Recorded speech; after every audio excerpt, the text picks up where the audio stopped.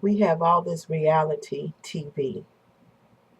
We have the real housewives of this state, that state, everybody's state.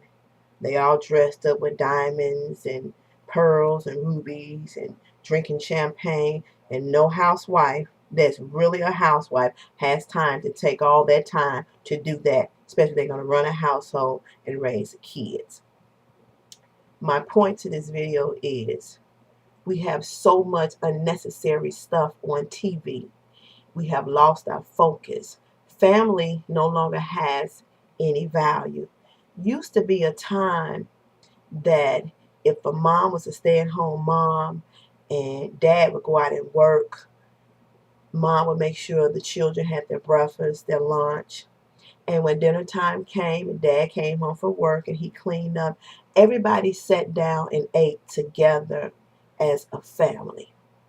We no longer have that. We have the fast food method for a meal. Kids are overweight because of the way that things are changing. Um, no value is placed on hearty and wholeness of the family.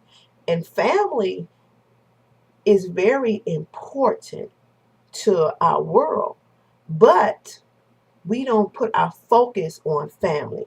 There's no longer talk about being married. Living together is the good thing to do. So if I can test drive before I buy, I'm fine. So let's negate marriage. And I'm not saying that take away your freedom of choice, but I'm just saying look at how things have changed from now the way it was back then, and look how we have fell apart like a puzzle that the pieces have scattered everywhere.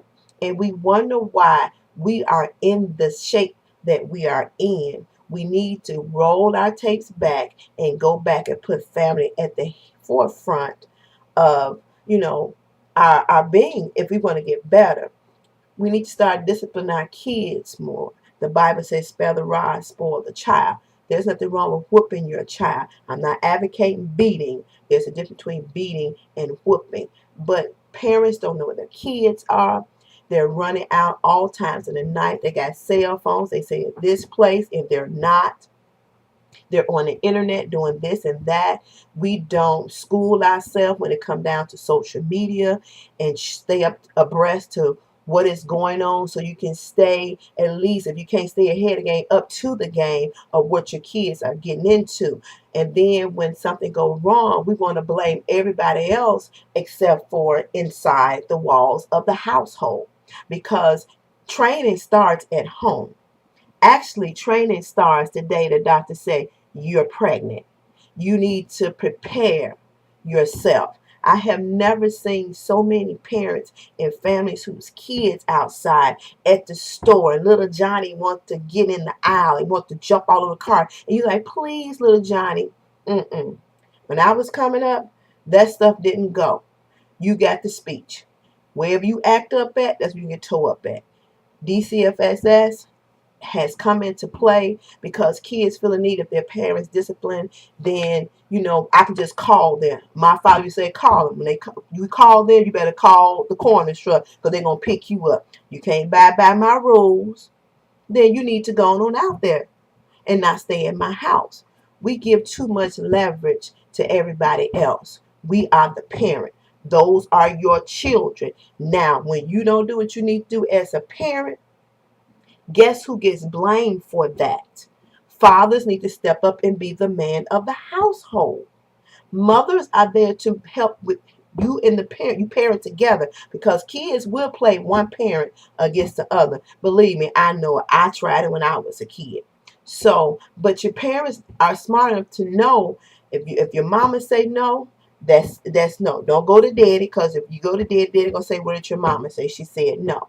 So we need to regroup, go back and look at the family again and try to repair some things, mend some fences. Let's start eating together. Let's start hanging out together. Mom and dad come together. Then the kids will see the parents, and you follow. You have to lead by example.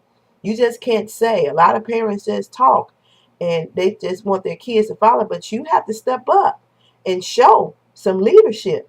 So, families, let's get it together. Love is the key.